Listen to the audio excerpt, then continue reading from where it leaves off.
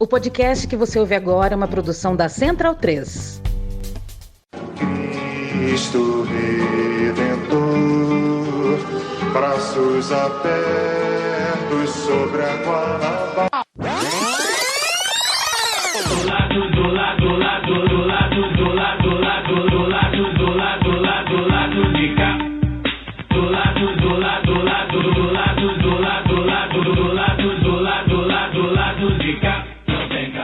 Bom momento, ouvintes da Central 3. Hoje é dia 10 de agosto de 2022. Eu sou o Caio Belandi, direto do Saúl Estúdio, e este é o segundo Lado B do Rio, especial Jornada Universitária em Defesa da Reforma Agrária, a JURA, chegando no seu feed. Lembrar aí que o primeiro programa desse ano, também em parceria com a Universidade Estadual do Rio de Janeiro, a UERJ, foi ao ar no dia 20 de maio, uma entrevista bem legal com a Marian Abbas, pesquisadora do Observatório do Meio Rural de Moçambique. Eu tô aqui com o meu parceiro de bancada, Daniel Soares, sempre ele aqui, e enfim, de volta ao Saúl Estúdio, nosso querido Fagner Torres. Também aqui conosco o Eduardo Torres, professor de parasitologia da UERJ, que nos ajuda na produção do programa. Hoje a gente está desfalcado da Luara Ramos. A Luara sentiu uma probleminha de saúde aí, provavelmente nervosa com o jogo do Atlético Mineiro, que daqui a pouco começa. E aí ela é desfalque. Potencializou. É desfalque hoje, melhoras aí para Luara. Bem, e se no primeiro Lado B especial Juro UERJ desse ano a gente desembarcou em Moçambique, dessa vez a gente fala da nossa querida ilha, a maior ilha do mundo, que de pequena só tem o tamanho do território. Cuba é o assunto do episódio de hoje. O papo será com o cônsul-geral de Cuba no Brasil, Pedro Monzon.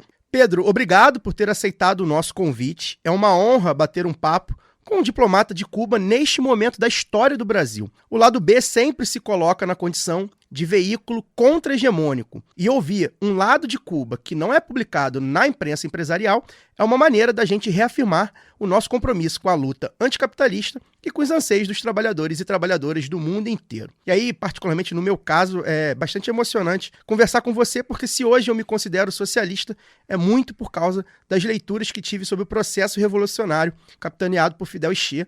E aí, o Che, que por sinal está lá abençoando meu escritório, tem um quadro dele lá na parede. Então eu inicio o papo, Pedro, para falar deste novo momento político do governo cubano.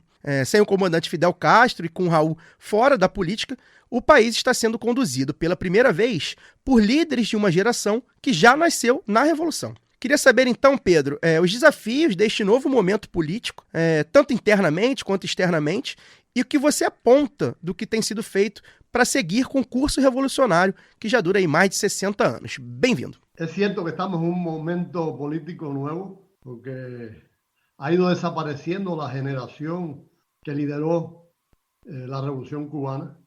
Como ustedes saben, Fidel Castro, el líder indiscutible de la Revolución Cubana, ya se nos fue. Raúl está fuera de actividades directas de gobierno y hay un nuevo gobierno por personas mucho más jóvenes. El presidente incluso nació después de la revolución. Pero la revolución cubana está montada sobre ideas, sobre principios. Hay un concepto que se manejó hace muchos años por el propio Fidel, que establecía que los hombres mueren, pero el partido es inmortal, las ideas son inmortales. José Martí decía que más vale trincheras de ideas que trincheras de piedra. Para la Revolución Cubana las ideas son fundamentales, los valores son fundamentales. No es una revolución o no es un proceso económico, político y social apoyado en el mercado, sino en ideas, en principio. Y eso, por supuesto, garantiza la continuidad. De hecho, con esta nueva generación hay absoluta continuidad. Eso se ha demostrado. Luego, José Martí, que me imagino que hayas oído hablar de él, que es el apóstol de la independencia de Cuba, luchó contra el colonialismo español, es, digamos, el alma del país, de la Revolución Cubana. José Martí fue, según el propio Fidel Castro, el autor intelectual del asalto al cuartel Moncada que dio inicio al proceso de la revolución. No es posible entender la revolución cubana sin conocer el pensamiento martiano, aun cuando él no participó en la lucha directamente por la destrucción o el final de la dictadura de Batista en Cuba. De manera que las ideas de José Martí y las acciones, que fueron muchísimas, un hombre que dejó una herencia tremenda en todos los terrenos, son parte de nuestro capital. En Cuba tú no puedes hablar de nada, absolutamente de nada, sin mencionar a Martí. No puedes hablar de raza, de racismo, de igualdad, de solidaridad, de justicia social, sin conocer el pensamiento, sin mencionar a José Martí. José Martí tiene ideas para todo eso. Y luego vinieron muchos líderes, porque en Cuba la revolución cubana se ha distinguido por tener un riquísimo liderazgo, muchos líderes con mucho pensamiento, no solo acción, sino ideas, pensamientos. Y finalmente Fidel, que la herencia de Fidel es enorme, como ustedes saben, también en acciones como en ideas. Estamos justamente ahora cerca del 96 aniversario del nacimiento del líder de la Revolución Cubana. Entonces, el capital es inmenso.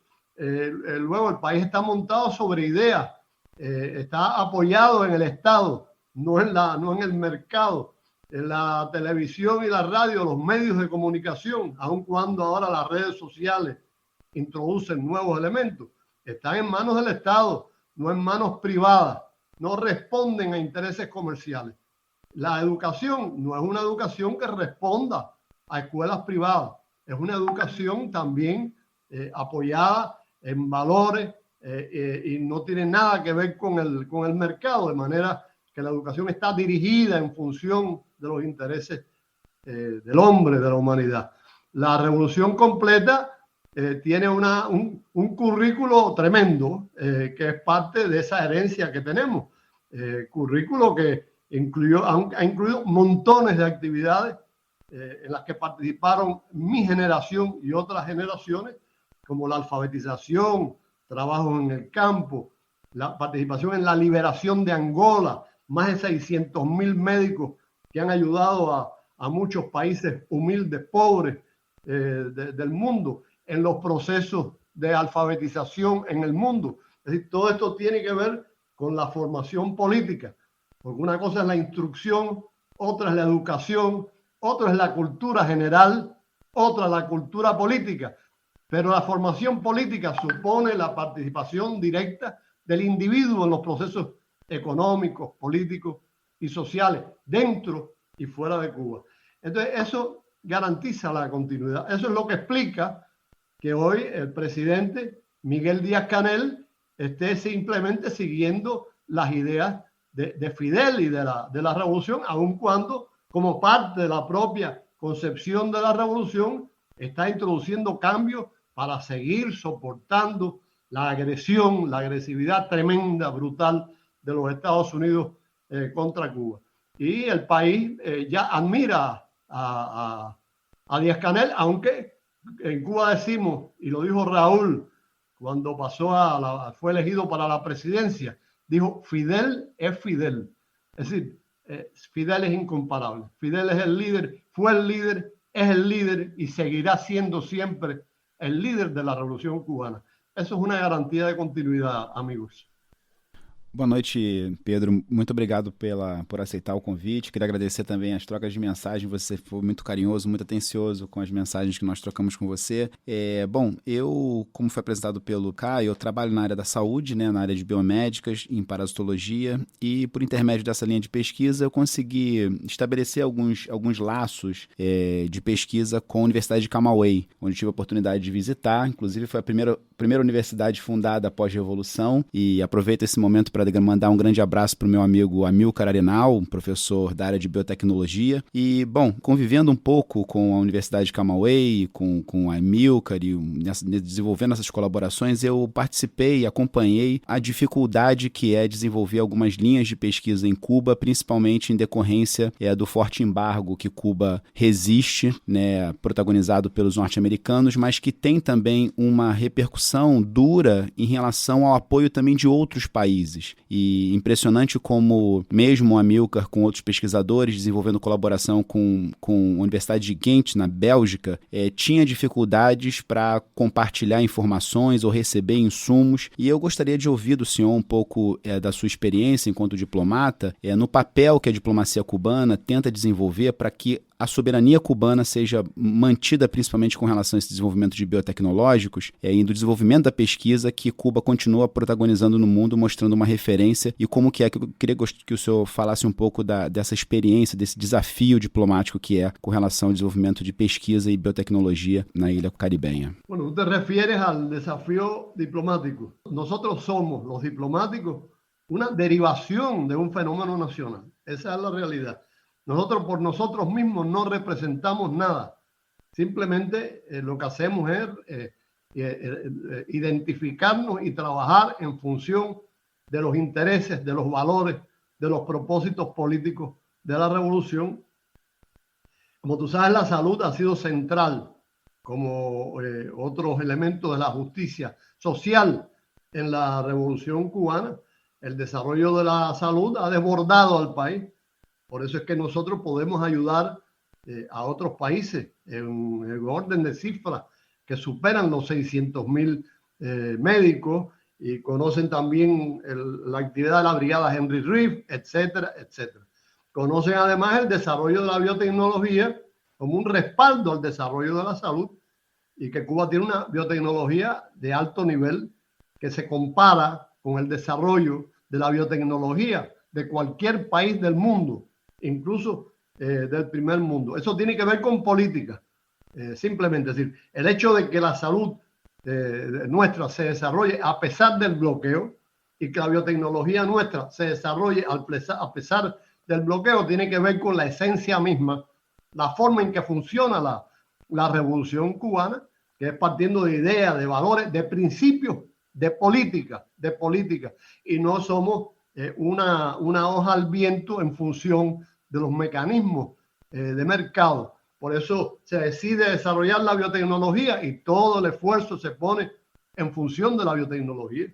Y se hace eso porque se quiere respaldar la salud y se quiere respaldar la salud porque la atención, el centro de atención de la revolución es el hombre. Ahora, ¿qué hace la diplomacia? La diplomacia simplemente primero trata de que esto se conozca en el mundo. Es muy importante para nosotros. En general, ahora dicen fake news, las mentiras que han acompañado a la revolución desde su triunfo han sido inmensas.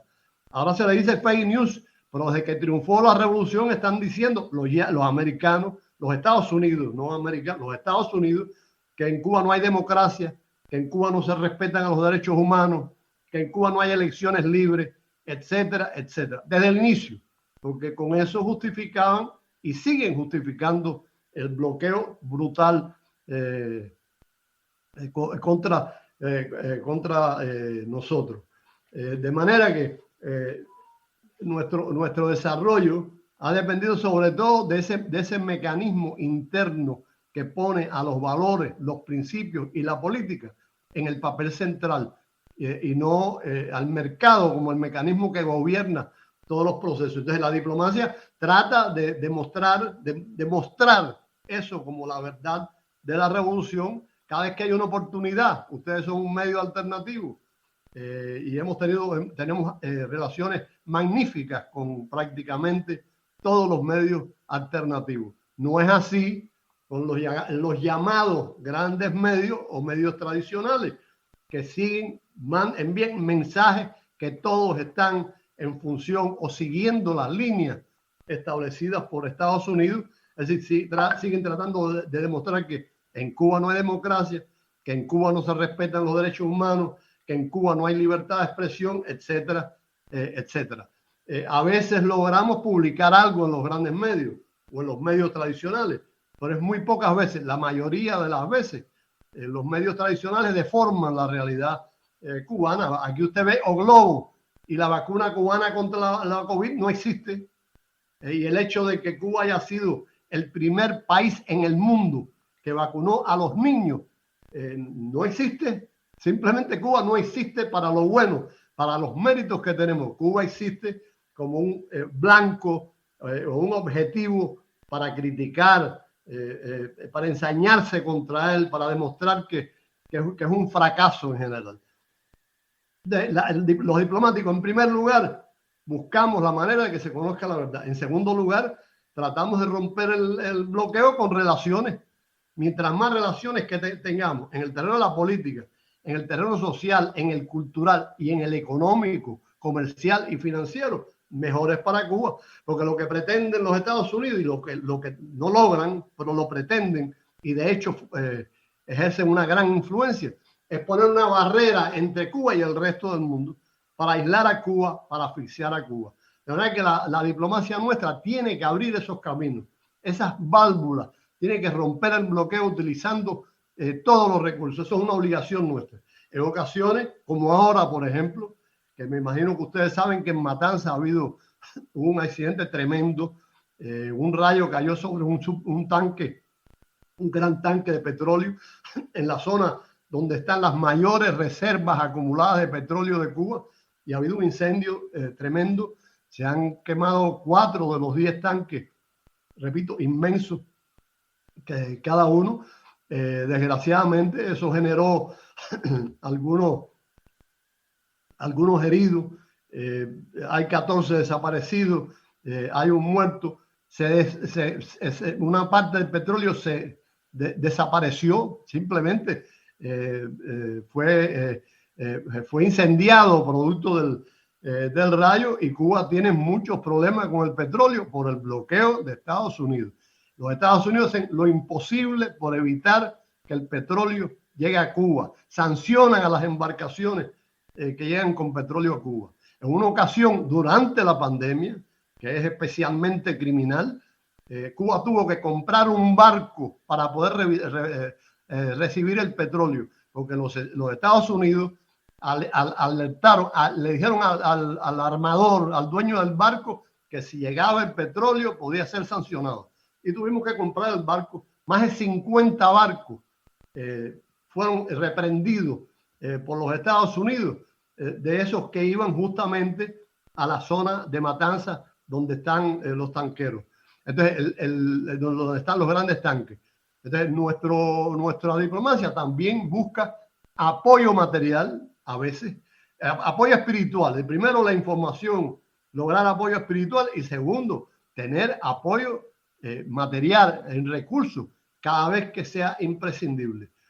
A nosotros nos hizo un daño enorme la pandemia, a nosotros nos ha hecho un daño enorme la crisis internacional, a nosotros nos hace daño, mucho daño la guerra en Europa, pero a nosotros nos hace especialmente daño siempre el bloqueo de los Estados Unidos, que se monta sobre esas circunstancias internacionales para tratar de destruir finalmente o definitivamente a la revolución cubana.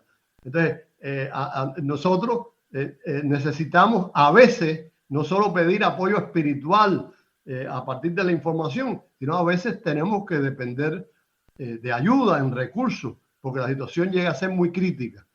Por ejemplo, ahora con los medicamentos tenemos serios problemas y con muchos recursos, debido a que no tenemos acceso, no tenemos capacidad financiera, que tiene que ver con el bloqueo, no tenemos acceso a muchos productos porque los precios para nosotros son insostenibles debido al propio bloqueo, y entonces eso genera escasez, etcétera, dificultades para la vida de los cubanos, y entonces dependemos, no, pero agradecemos tremendamente la ayuda que nos prestan otros países. Claro, yo quisiera aclarar aquí que a pesar de esos problemas graves derivados de la pandemia, derivados de la crisis mundial y del bloqueo yanqui, en Cuba nadie vive en la calle, no hay moradores de rúa.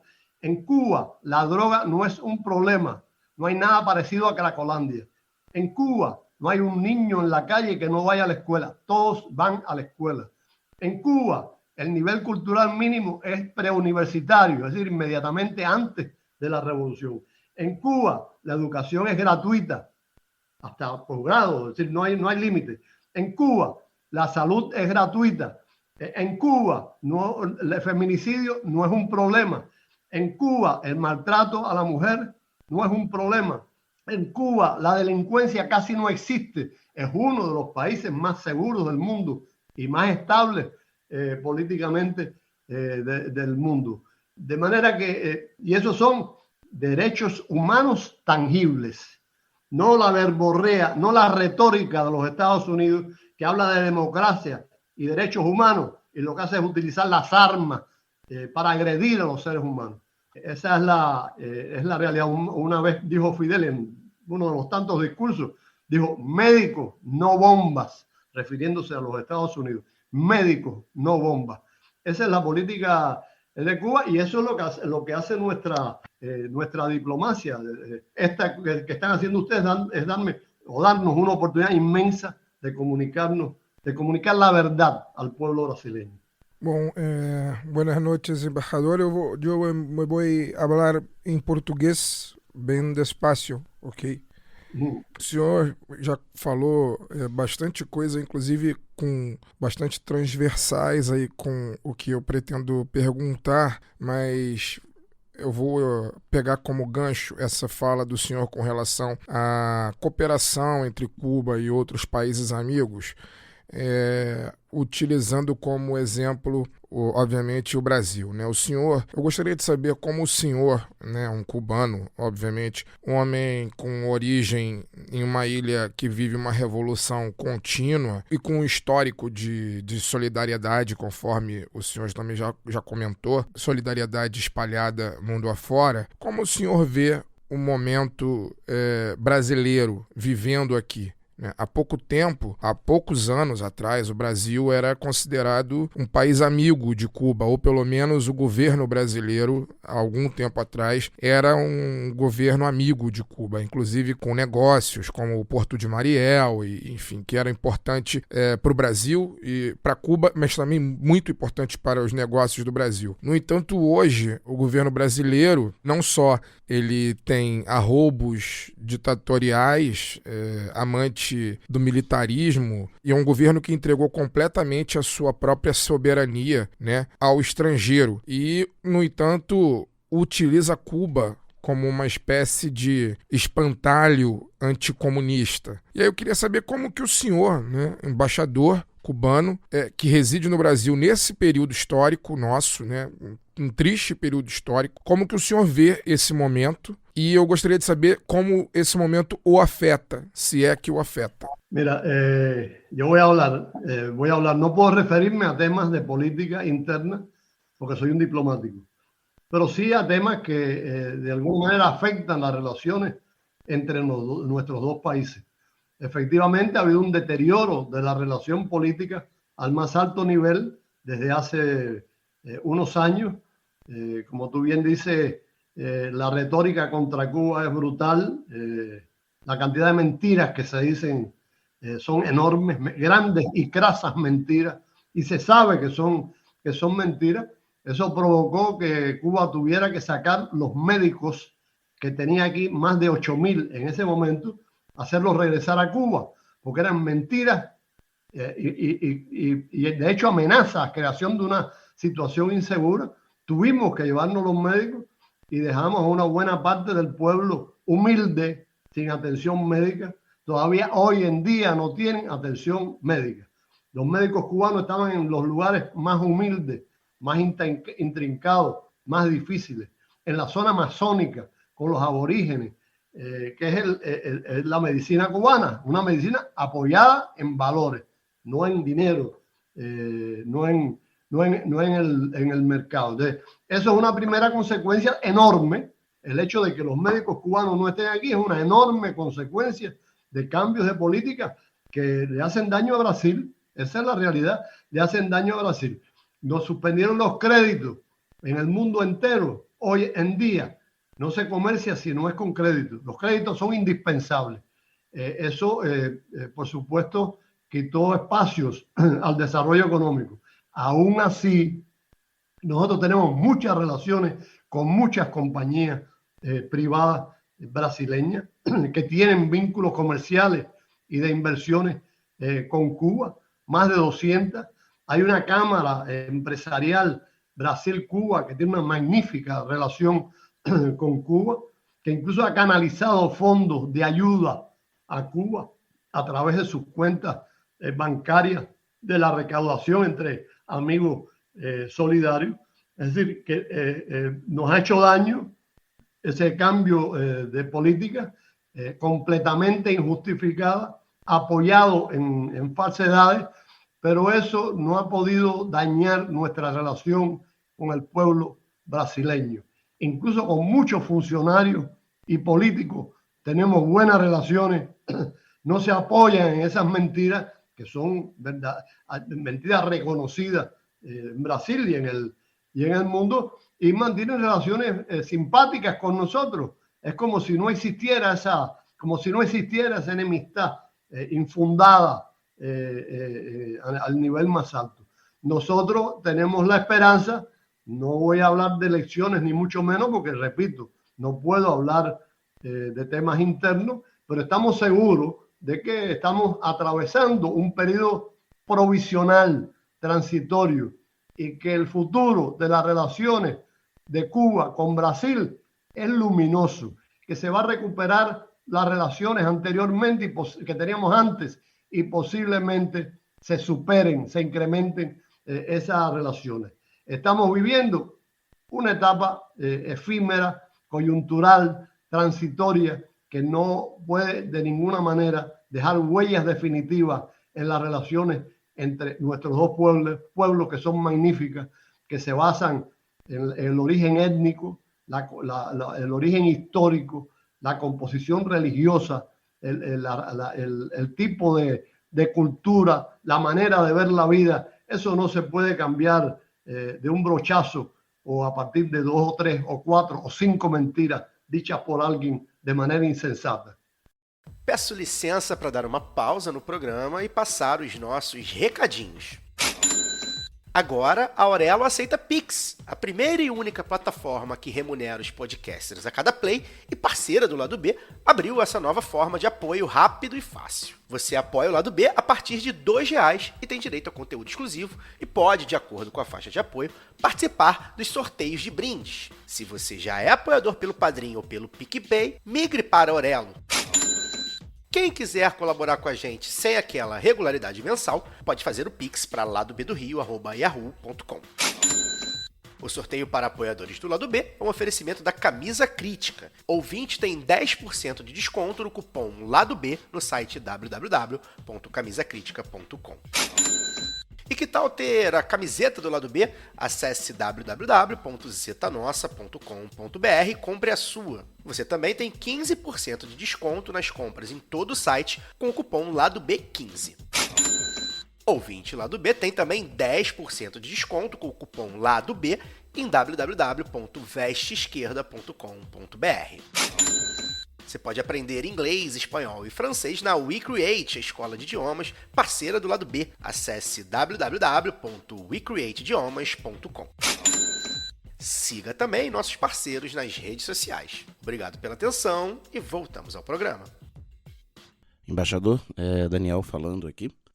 O senhor citou os efeitos do embargo do norte-americano, né, na organização econômica de Cuba, no que tange especificamente no petróleo, mas é algo que se alastra por toda a economia cubana, né? E eu queria que o senhor falasse aqui como um país socialista, como Cuba, se organiza economicamente, né? Organiza sua produção agrícola, industrial, o comércio, numa economia que não é baseada na propriedade privada e na busca pelo lucro, né? Como se organiza a produção na experiência socialista cubana? Es una pregunta complejísima. Primero, nosotros, es decir, en Cuba hay una revolución socialista que tiene una historia de muchos años, de más de 6 décadas, además soportando las presiones de Estados Unidos, y ahí hemos ido cambiando, hemos ido evolucionando. Lo cierto es, y no se puede ignorar esto jamás, que el bloqueo ha tenido una tremenda influencia sobre la revolución cubana. El bloqueo como parte de la agresividad de Estados Unidos contra Cuba. En Cuba no se puede, primero hay que tener, hemos tenido que tener siempre como un principio elemental la necesidad de la unidad. la necesidad de evitar la polarización, la necesidad de evitar a toda costa la inestabilidad, por razones de principios políticos y morales, y además de eso, por razones muy prácticas. La inestabilidad en Cuba, de cualquier tipo, socialmente, pudo haber sido una razón suficiente para una invasión de Estados Unidos, no solo militar, sino invasión de ideas, invasión económica, etc. Y Cuba ha tenido que mantener siempre en cuenta el hecho de que tenemos un enemigo que está tratando de destruirnos. Cuando una familia siente que lo amenazan, aunque tengan conflictos internos, se unen. Y nosotros nos hemos unido por un principio de siempre y porque es la única manera de evitar, de sobrevivir con esa presión, tiene que ser mediante la unidad. Y eso marca las relaciones económicas. Por otro lado, el bloqueo nos obliga a estar siempre imaginando variantes para sobrevivir con el bloqueo. ¿Cómo comerciar con el bloqueo? Es muy difícil. ¿Cómo buscar inversiones con el bloqueo? Es sumamente difícil. Es decir, ¿cómo hacer todo eso? Para hacerlo, tienes que hacer programas económicos con deformaciones o con ingredientes que persigan justamente evitar los daños del bloqueo. Y eso marca todo el desarrollo económico y ha provocado con los años problemas, porque como no es una conformación económica normal, a la larga eso tiene consecuencias sobre la propia economía. Entonces hemos tenido que ir cambiando con los años muchas cosas que habíamos hecho. Por supuesto hemos cometido errores de nosotros mismos que nos corresponden, que tenemos que rectificar nosotros, pero la mayoría, la inmensa mayoría de los problemas se derivan de las presiones del bloqueo. En Cuba hay una economía estatal, sin duda. Se ha ido dando cada vez más espacio en los últimos años a productores privados y cooperativos, pero dentro de un sistema que evita la polarización, que evita la centralización de la riqueza, que evita la monopolización. Se buscan siempre mecanismos para evitar que se evolucione hacia el capitalismo. Pero ha habido que hacer eso. En el terreno de las inversiones hemos tenido que abrirnos cada vez más a las inversiones, pero siempre cuidando los intereses de la soberanía nacional. Ahora, Cuba, para desarrollarse, no puede generar, es decir, no es capaz, no tiene capacidad para generar todo el capital necesario para el desarrollo. Necesita inversiones extranjeras y las estamos promoviendo, pero siempre cuidando la soberanía, cosa que no es sencilla, como ustedes pueden imaginarse. Y por eso nos critica mucho algunos elementos de la izquierda y nos critican también algunos de la derecha.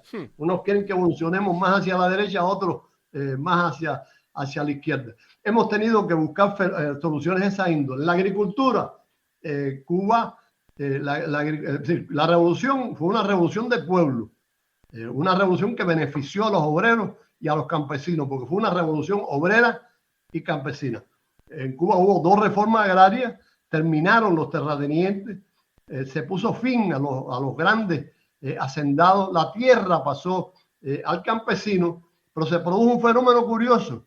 El fenómeno es que la revolución, justamente por sus principios de justicia social, le dio a los hijos de campesinos la posibilidad de estudiar, de adquirir alto nivel, convertirse en ingenieros, en médicos, profesiones de diferentes tipos, y esos hijos de los campesinos fueron a estudiar a las ciudades, muchos a la capital y otros al extranjero. Esos muchachos no regresaron al campo.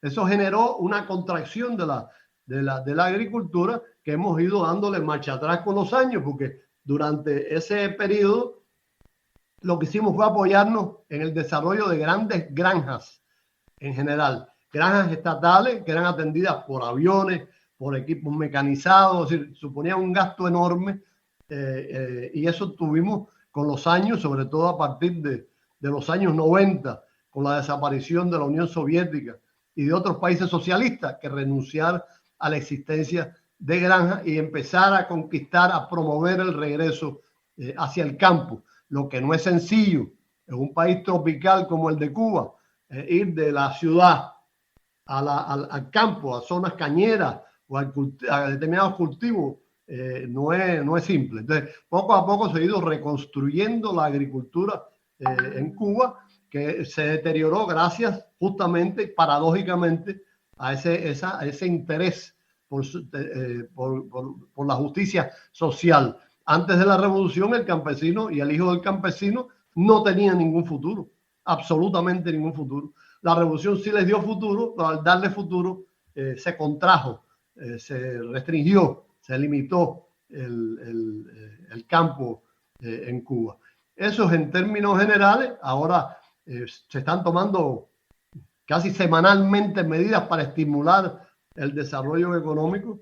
Estamos obligados a ser en eso muy inteligentes, audaces, pero a la vez precavidos, cautelosos, porque la situación de Cuba con el bloqueo y todos los problemas que ha habido, me refiero a la pandemia, etcétera, además de desastres de otra índole que desgraciadamente nos han afectado, nos obliga a buscar soluciones para estimular la eficiencia nacional, la eficiencia en la producción.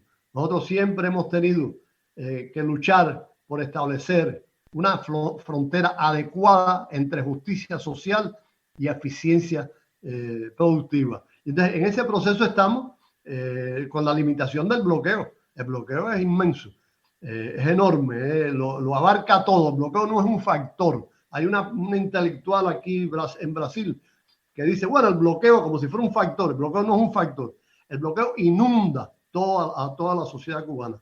Hace poco el presidente dijo que el bloqueo es la raíz, el tronco e la rama de los problemas de Cuba. E essa é a realidade.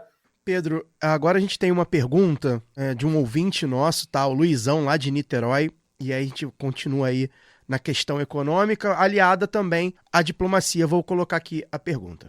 Boa tarde, amigos lá do B. Boa tarde, cônsul Pedro.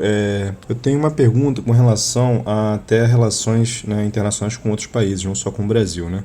Com a queda da União Soviética, né, Cuba teve que entrar numa questão do regime especial, né? E hoje em dia, vocês, através, né, bravamente, ao longo dessas duas, 3 décadas, vocês já conseguiram contornar de maneira muito criativa, né, diversos problemas que vieram acarretados dessa queda da União Soviética. E hoje em dia, por exemplo, vocês têm forte comércio, por exemplo, de energia com Rússia e Venezuela e China também, até em parcerias tecnológicas. E aí minha pergunta, no caso, é se vocês vislumbram no futuro, né, até por conta da projeção da economia chinesa cada vez mais poderosa, seria a China ascendendo, vocês têm uma convicção tipo, que o internacionalismo deles, né, do socialismo, venha aumentar e possa, né, fazer as vezes da União Soviética pré-queda, né, pré-anos 90. E aí a ilha possa contornar maiores problemas que teve. Né? A perspectiva é que até 2030, né, a China se torne o maior PIB do mundo e os próprios diretrizes internos do país dizem que entre 2045 e 2050, eu sei que é um longo prazo, né? Eles pretendem atuar mais em questão de política internacional, né? Sobre a questão do socialismo, né? Então, essa é a minha pergunta. Sí, creo que sí. Está hablando sobre todo de si China es una opción para el desarrollo cubano. Claro que sí. El mundo está cambiando muchísimo. Eso ustedes lo saben. Lo saben los Estados Unidos también. Y saben que el futuro tiende a ser diferente del presente actual, donde ellos tienen la hegemonía. Saben que las cosas van a cambiar o pueden cambiar, o hay una tendencia fuerte a que cambien, y de hecho esa es la razón de que los Estados Unidos desesperadamente estén agrediendo a China, estén agrediendo a Rusia, etcétera, etcétera. De manera que el mundo va a cambiar y eso para nosotros es una ventaja. Lo que se llama multipolarización es una variante mucho mejor que la situación actual, donde la hegemonía en buena medida está en manos de Estados Unidos. Ellos no van a poder parar esa tendencia, no pueden de ninguna manera, y menos con las políticas torpes que están llevando a cabo en relación con China y otros países del mundo. No pueden cambiar. Para nosotros China es, por supuesto, muy importante Las relaciones nuestras con China, también con Rusia, son magníficas. Tenemos muchos acuerdos, muchos convenios, etcétera. Pero hoy por hoy, hoy en día, esas relaciones que son muy apropiadas no neutralizan, no son capaces de compensar el daño que nos hace el bloqueo. El bloqueo hace daño incluso a las relaciones con países amigos.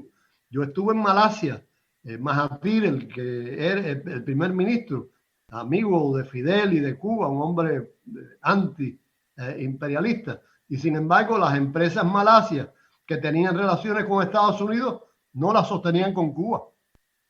No podían. Éramos muy simpáticos, pero espérate, sacrificar las relaciones con Estados Unidos, no. Hay empresas chinas que tienen intereses en Estados Unidos. Esas empresas y las personas que encabezan esas empresas tienen mucha simpatía por Cuba y los cubanos, pero cuidan sus intereses. El bloqueo es una amenaza no solo para otros países, sino para países amigos y para grandes países. De manera que China efectivamente es una opción, pero hay limitaciones que no se pueden compensar, no se pueden resolver, no se pueden neutralizar por esas relaciones que son magníficas, que nos ayudan muchísimo. Esa es la triste realidad. Ahora, la esperanza nuestra es que el tiempo está a nuestro favor. El capitalismo irá perdiendo espacio, el imperialismo irá perdiendo espacio y nosotros iremos ganando espacio. No solo Cuba, sino las ideas progresistas, independentistas, de soberanía y socialistas también, que ya sería, digamos, la posición más extrema según nuestros criterios. El tiempo está a favor de nosotros. Hoy en América Latina se está demostrando. El fracaso del neoliberalismo ha provocado los cambios políticos positivos, optimistas, que se están produciendo en América Latina. En el mundo hay un fenómeno similar. Nosotros esperamos que eso sea parte de los cambios tremendos que debe haber en la arena internacional de ahora em lo adelante. Pedro, a minha próxima pergunta tem a ver com a questão climática. A gente está no momento em que o capitalismo está destruindo com o planeta, né? O resumo é esse. Recentemente, há alguns anos, um estudo da Footprint Network mostrou que apenas 8 nações apresentam valores de sustentabilidade ambiental aliadas a condições mínimas de vida, né? O que isso significa? Aliar o consumo da parcela que lhe cabe a um IDH muito alto. E apenas um país consegue fazer isso, e esse país é Cuba. Eu tirei essa informação até do texto do Alcísio Canetti, que foi um apresentador aqui do Lado B, lá no site do Lado B do Rio.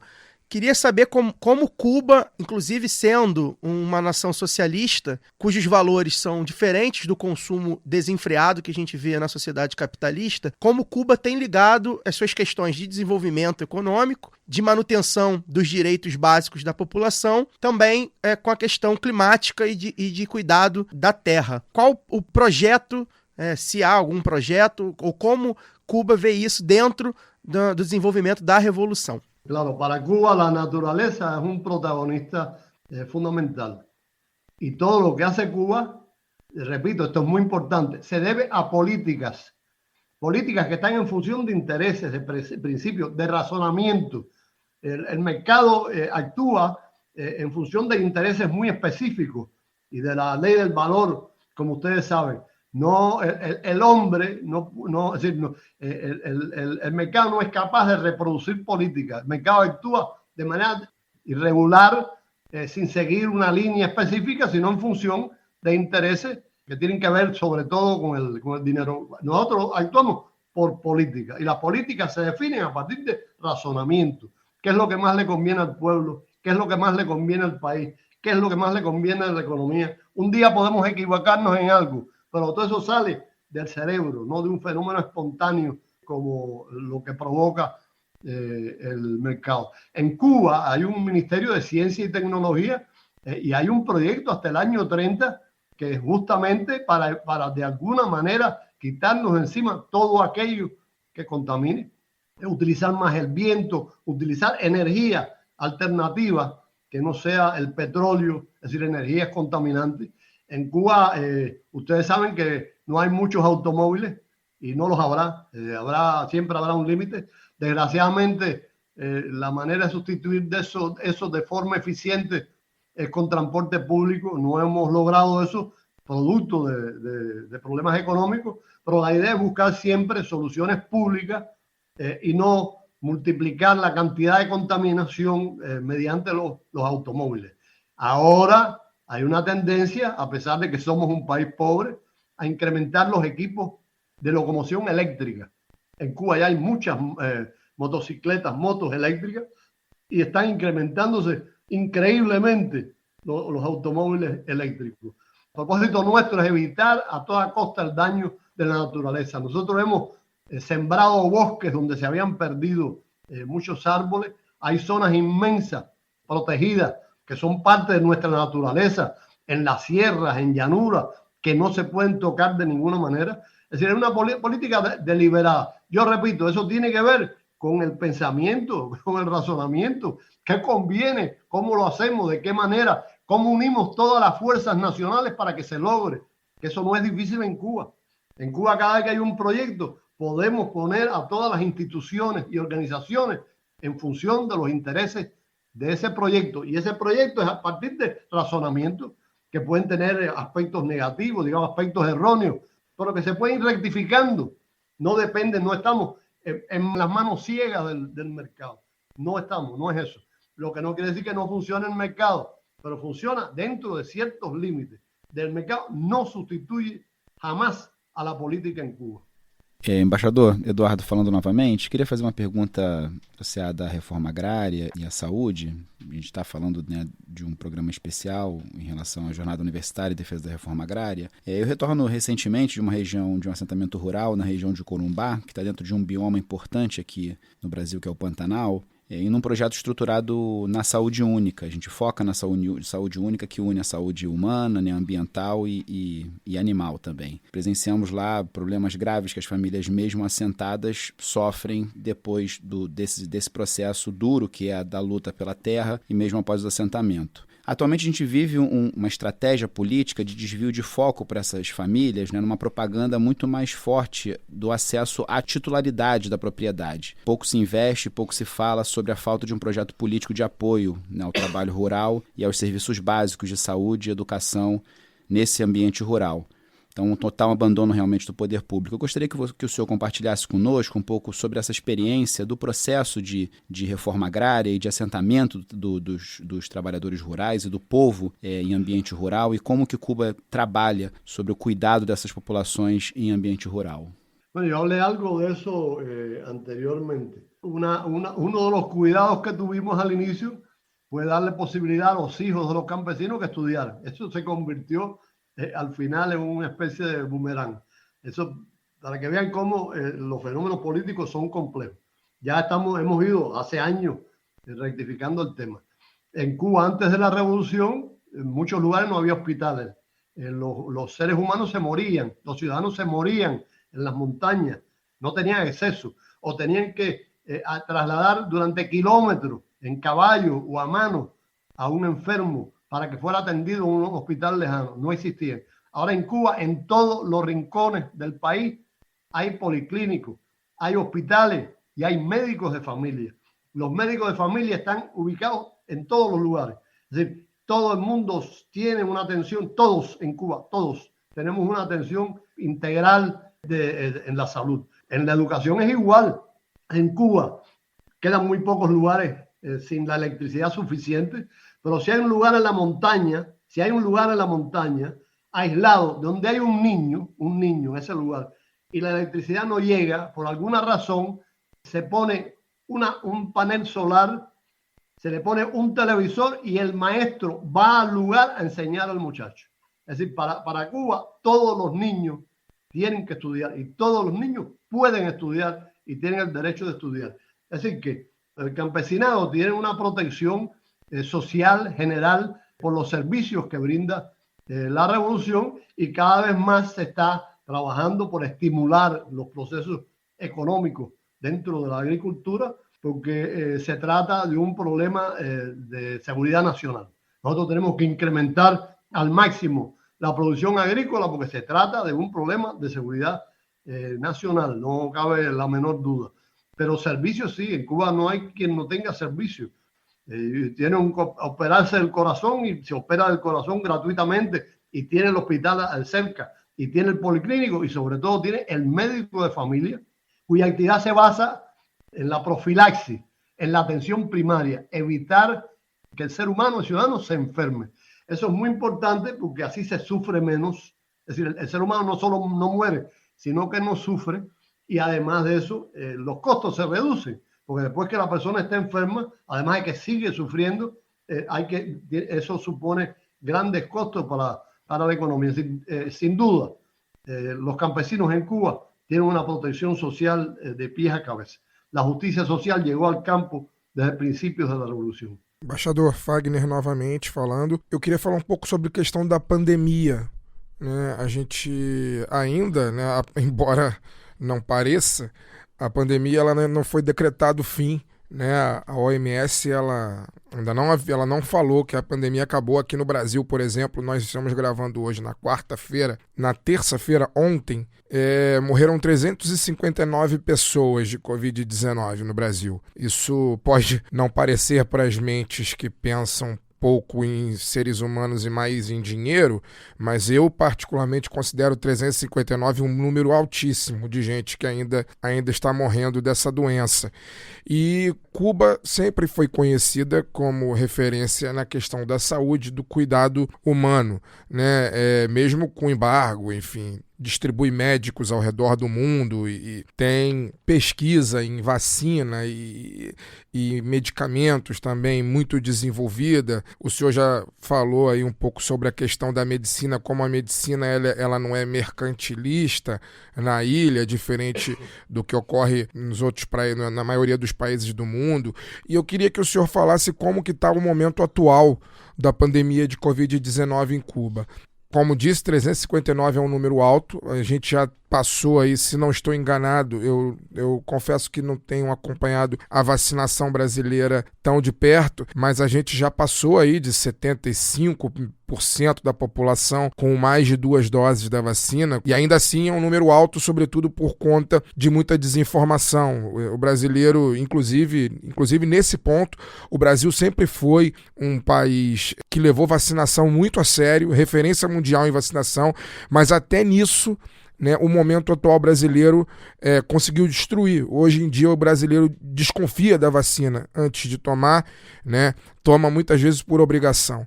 E eu queria que o senhor falasse como que está esse momento em Cuba, não só da disseminação do vírus, mas também com relação à confiança da população na vacina que foi produzida em Cuba, né, a soberana. Bueno, primero, desde que empezó la pandemia, se comenzó a trabajar de manera unida, compacta, como un todo, para controlar la pandemia. No solo el sistema de salud, que es fundamental, todas las instituciones. Lo que yo decía antes, las políticas son seguidas por todas las instituciones. Y eso no es difícil en un país socialista como el nuestro. Teníamos ya medicamentos que fueron utilizados para atenuar el efecto de la COVID, muchos que generaron nuestra biotecnología, muchos de ellos, algunos se utilizaron incluso en los protocolos chinos, para ayudar al combate del COVID. Después, desde el inicio, se le pidió a los científicos que trabajaran de inmediato en vacunas. Para nosotros eso no era imposible hacerlo en corto tiempo, porque Cuba tiene más de 35 años en el desarrollo de la biotecnología y más de 30 años en la producción de vacunas de todo tipo. El grueso de las vacunas que se ponen en Cuba son cubanas, enteramente cubana. Entonces se trabajó en el desarrollo de esas vacunas, primero un proyecto muy grande de unas 40 posibilidades y finalmente se dejaron 5 variantes de vacunas. 3 de ellas están aplicándose desde temprano el año pasado y otras 2 son candidatas, pero están a punto de ser aprobadas. Están las soberanas, como tú dijiste, y hay otras con otras denominaciones, pero son vacunas efectivas, seguras, que no generan problemas, es decir, no tiene implicaciones contra la salud de la persona.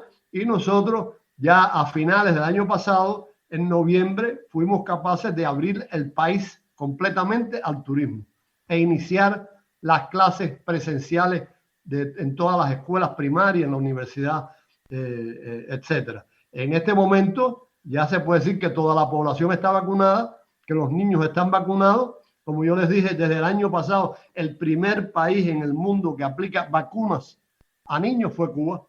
Y los niños están vacunados de 2 a 18 años, a partir de los 2 años, es decir, no solo el primero, sino el que comenzó a aplicar la vacuna en edades más tempranas. En este momento se está comenzando un ensayo aplicando vacunas a niños de más de 2 meses, a partir de los 2 meses. Eso tiene que ver de nuevo con las políticas, no tiene otra explicación. Nosotros podemos incurrir en cualquier gasto, siempre que responda a los intereses de la humanidad. El desarrollo de la biotecnología se explica solamente por política. El momento más importante en el desarrollo de la biotecnología fue durante el llamado periodo especial que desapareció la Unión Soviética y nos quedamos prácticamente sin relaciones. Sin embargo, la política estableció que la biotecnología era fundamental. Cuba hoy tiene cientos de productos completamente cubanos. Tiene muchos que son únicos en el mundo. La vacuna contra la hepatitis B, una vacuna contra el cáncer de pulmón única en el mundo, tratamientos de cáncer de cuello, de cabeza, de próstata, una vacuna contra la posibilidad que evita la amputación de las piernas a personas con diabetes, no una vacuna, un producto que se llama Everprot P, y así te puedo estar señalando muchos otros productos. Es decir, Cuba tiene una historia distinguida en el terreno de la biotecnología y de la farmacéutica. Eso es reconocido en el mundo entero. En los Estados Unidos, muchas instituciones científicas están en contra del bloqueo porque quieren beneficiarse del intercambio con Cuba en el terreno científico. En el caso de la vacuna contra el cáncer de pulmón, una institución presionó tanto que al final se firmó un acuerdo entre esa organización y nosotros, Cuba, para trabajar de conjunto en la aplicación de la vacuna contra el cáncer de pulmón, y se estaban haciendo ya pruebas, ensayos clínicos en Estados Unidos. La directora de ese centro decía que la vacuna esa no era solo importante contra el cáncer de pulmón, sino que el principio servía para el desarrollo de muchas otras vacunas, que era una investigación muy interesante, muy importante. Todo eso ha salido de la cabeza de los científicos cubanos. Y ya ha salido de la cabeza y no de los recursos, porque los recursos se limitan mucho con el bloqueo. Pero lo que no pueden limitar de ninguna manera el hecho de que tenemos científicos de alto nivel e com compromisso social fundamental. Embaixador, é comum que correntes políticas, que algumas inclusive que apoiam a volta de ditadura militar no Brasil, acusem aqueles que apoiam Cuba de apoiarem uma ditadura. Eu queria que o senhor falasse, o senhor falou no início do nosso programa que a Revolução Cubana se apoia em ideias. Qual a ideia cubana de democracia em contraposição à ideia de democracia nas democracias liberais do Ocidente? La democracia nuestra no tiene absolutamente nada que ver con la democracia burguesa, con la democracia representativa. Es una democracia participativa que funciona desde el inicio de la revolución. El hecho de que después del triunfo de la revolución se le haya dado armas a todo el pueblo para defendernos de la invasión de Estados Unidos que se produjo en Girón es una demostración. El hecho de que hayamos salido más de 100.000 muchachos a alfabetizar en los lugares más inhóspitos es democracia, es el ser humano. El hecho de que haya cientos de miles de médicos que salen al mundo a ayudar a otros es el pueblo en funciones de política, en funciones sociales y económicas. Eso pasa también en el terreno de la educación. El hecho de que Cuba haya participado en la guerra en Angola y que haya jugado un papel decisivo en el fin del apartheid y en la liberación de Mandela es una demostración de que el pueblo es el que participa. Además, es un pueblo que razona, un pueblo inteligente, que todo eso lo hace a conciencia. No son gente manipulada. No existe esa posibilidad en Cuba de que te manipulen. No te pueden manipular. Además, el pueblo nuestro es muy rebelde. Si el pueblo, históricamente está demostrado, si el pueblo entendiera que la revolución no sirve, que la revolución hace daño, simplemente hubiéramos acabado con la revolución. Sin embargo, el pueblo que razona, que lee, que estudia, que tiene una cultura política, defiende la revolución porque entiende que la revolución es el sistema, a pesar de los problemas que pueda tener y a pesar de que eso ha generado el bloqueo, es el sistema que responde a los intereses de los ciudadanos cubanos. Repíteme la pregunta, porque no creo que se me vaya, que no sé si se me quedó algo. Não, a ideia de democracia cubana em contraposição Bueno, à democracia todo esto es representativa. democracia, la participación masiva. Cuando Fidel hablaba en las concentraciones, se reunían 1 millón de personas. Ahora, hace poco, el 1 de mayo, fueron millones de personas en toda Cuba. Y así continuamente. Eso es democracia. El hecho de que millones de personas, seres pensantes, respalden un proceso político, eso es democracia. Y además tenemos un sistema de elecciones propio, que es nuestro, que podemos mejorarlo, pero es un sistema típicamente democrático. En un barrio se reúne un grupo, hay los comités de defensa de la revolución, no sé si conocen lo que es eso, se organizan en cada una de las cuadras, se reúnen y proponen diputados, etcétera, asambleístas, representantes, delegados al gobierno.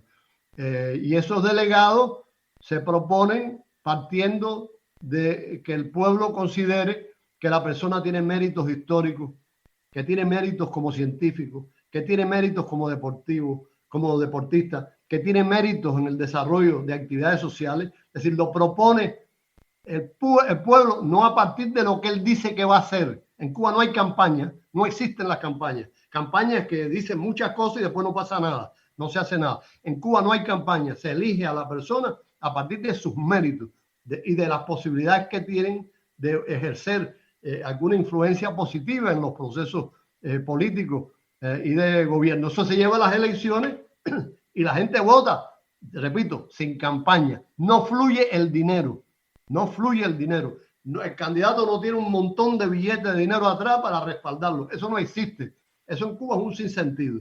Las urnas, quien las cuida, son los niños de la primaria. Los niños cuidan las urnas. No es necesario utilizar fuerza represiva, porque es absurdo. Es decir, en Cuba a nadie le cabe en la cabeza que las urnas donde se vota, el ballot, no sé cómo le dicen en portugués, no es necesario que la cuide la policía. No hay riesgo, no hay conflicto, no hay mentiras por la televisión con campañas, etcétera, sin sentido. Eso no quiere decir que nuestro sistema democrático se aplique acríticamente con otros países. Hay países que lo sostienen, hay países que logran cosas a partir de los sistemas democráticos, pero nosotros tenemos el nuestro que consideramos que es muy democrático, que de ninguna manera se apoya en el dinero no funciona, que además no funciona cuando tú tienes un cargo de gobierno, tú no recibes un salario especial, incluso el diputado recibe, es plomero, digamos, o carpintero, o tiene un trabajo en una industria y recibe ese salario y además trabaja como representante del pueblo. Nadie se puede hacer rico, ni mucho menos por tener posiciones de gobierno. Eso en Cuba es un sinsentido. El dinero no fluye por el sistema, no se mueve por el sistema, no tiene nada que ver con el sistema. Eso además te asegura que no haya corrupción política. Nadie hace trampas, etcétera, por ganar una posición en el gobierno. Entonces, eso, para nosotros, eso es una demostración de un sistema democrático, participativo, real. Aparte del hecho de que el pueblo cubano ha estado siempre demostrando prácticamente, a partir de su presencia y de su respaldo, el hecho de que la revolución es una revolución del pueblo. Y democracia debe ser el gobierno del pueblo, en realidad. E isso é o que ha passado em Cuba. Pedro Monzon, cônsul-geral de Cuba, muito obrigado pela sua participação. A gente ficou muito feliz de poder bater esse papo, esclarecer muito dos pontos que a gente acaba não vendo ou lendo na mídia empresarial. A gente queria exatamente isso, mostrar um pouco do que é omitido e distorcido sobre Cuba na imprensa brasileira. Deixa seu recado final, por favor. Enfim, como é que a gente pode ver, de repente, os informes do governo cubano, os informes do consulado de Cuba, site, rede social, enfim. Muito obrigado, Pedro. Bueno, gracias a usted, gracias a usted. Esto voy a dejarlo claro, que es obvio, ¿no? Que el hecho de que haya una democracia real, participativa en Cuba, excluye esa idea de dictadura. Aquí la prensa, cada vez que habla, dice el dictador Fidel, el dictador Raúl, el dictador actual que es Díaz-Canel, que es un hombre noble, sencillo. De todo, son dictadores. Tratan de dar esa imagen terrible de Cuba, el dictador comunista. Entonces usan el comunismo como una palabra atroz, agresiva, etcétera. Y eso todo es propaganda penosa, burda, contra un sistema que debía considerarse como un sistema alternativo. ¿Entiendes?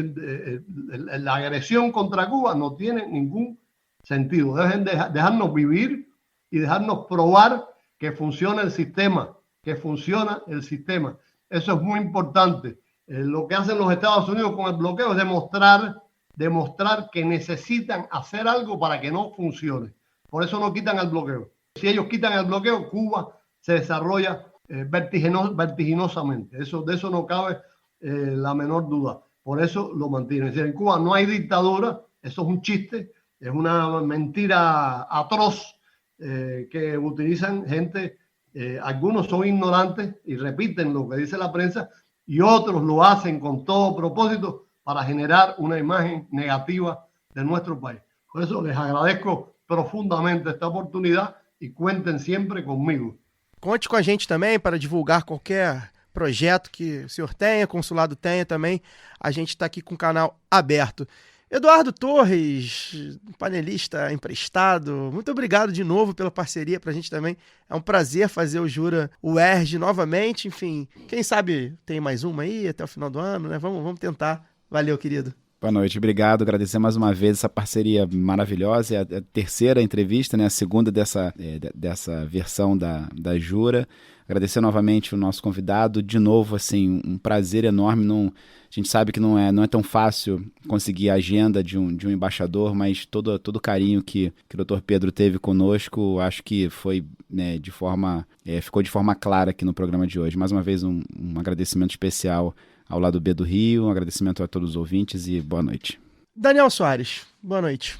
É sempre bom, né, a gente ter a outra versão dos fatos, aquela que não está na grande imprensa. Boa noite, até semana que vem. Uma palavra que o Pedro usou, que eu deixo de reflexão para todos, é alternativa, né? Às vezes a gente consegue pensar no fim do mundo, mas não do fim do capitalismo, né? A gente parece que está preso a só uma ideia de vida, de estilo de vida, de Estado. O sistema capitalista ele não é obrigatório, né? Exato. E ele nem sempre existiu. Pois é. Então ele não precisa existir para sempre. Há alternativas, né, que não são perfeitas, mas que possíveis de serem aplicadas.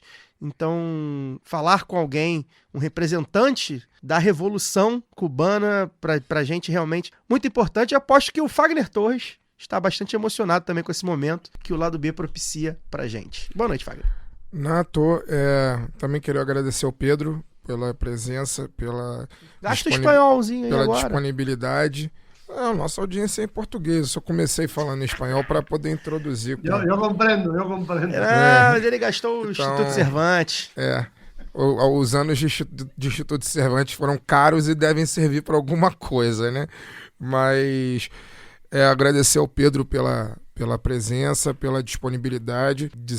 Acho que já falei isso alguma vez aqui no programa, né? Uma vez eu conversando com um cubano, eu falei que um dos grandes orgulhos da minha vida foi uma vez conversando com um cubano e ele dizer para mim que se eu estivesse andando em Cuba, eu passaria tranquilamente como um cubano, né? Embora eu seja brasileiro. E ser cubano, né? Um povo que é muito aguerrido, deve ser realmente um orgulho tremendo. E fica a minha vontade ainda aí de um dia visitar a ilha, quem sabe em breve, né? Vamos ver se com a mudança de governo em breve aqui no Brasil, o dólar diminui e eu passo a ter condição de pagar a passagem, porque agora está muito caro para ir. Mas enfim, espero chegar um dia. Valorização do salário. E conhecer a Havana. Bem-vindo. Ontem eu estava no Maracanã, né? E eu tenho usado muito esse bonezinho aqui de Cuba, né? Que ele veio de Cuba de fato. O meu primo esteve em Cuba. Meu primo que é reacionário, hein? Porém, ele de fato, da religião cubana, esteve em Cuba, trouxe esse bonezinho pra mim. Eu tenho usado esse boné porque meu cabelo tá crescendo e tal. E ontem um monte de gente me abordando pro bem, né? Até o jogo virando um pouquinho. Todo mundo aí fazendo revolução, me chamando de Che Guevara e tal. Fiquei bem animado, foi bem legal. Então pra gente realmente é um prazerzaço falar com o Pedro. Vou deixar um recadinho aqui, 2 recadinhos na verdade, né? O primeiro recadinho é lembrar aí que o doc Quem Tem Medo, né, que foi tema do episódio 240 do lado B, ele estreou na semana passada, naqueles cinemas de circuitos alternativos aí que a gente pena pra achar, infelizmente a gente só acha nas capitais, enfim, normalmente nas maiores capitais até, né? Nem todas, infelizmente. Em alguns lugares, o doc já até saiu de cartaz, né? Fazia documentário independente no Brasil, enfim, a missão ingrata. Mas aqui segue a lista de capitais e cinemas onde Quem Tem Medo está previsto para estar em cartaz pelo menos aí até o dia 17 de agosto. É o Cinema Vitória, em Aracaju, o Cine Cultura, em Palmas, o Sala de Arte Cine Paseu e o Cineman, em Salvador, o Cine Biju, em São Paulo, e o Sesc Glória em Vitória, né? Procura aí também na tua cidade, de repente só não tá previsto, enfim. No Rio, por exemplo, aparentemente saiu, mas não custa nada dar um Google aí, pra gente tentar fortalecer o DOC, né? Que é fortalecer também a cultura e o cinema nacional. O outro recado é lembrar a todos que a Aurelo agora está aceitando o Pix. A gente está aí em momento de renovação de contrato com parceiros, que as negociações ali estão um pouco trancadas ali, né? A gente está aí, tá fazendo muita diferença aí, sempre faz a diferença o apoio dos nossos financiadores, ouvintes, né? Então, se você tem condição de apoiar, tá aceitando o Pix na Aurelo, então você baixa aí o aplicativo da Aurelo, no seu celular, você pode entrar também pelo navegador. É muito importante pra gente, se puder deixar aí R$2, R$5, R$10, enfim, quanto você puder, pra gente faz a diferença, tá? O Lado B fica por aqui, semana que vem a gente volta pra falar do tema que tá na moda aqui do Lado B, os tentáculos e os parceiros do agronegócio. Valeu! Este podcast foi editado por Fernando Cesarotti.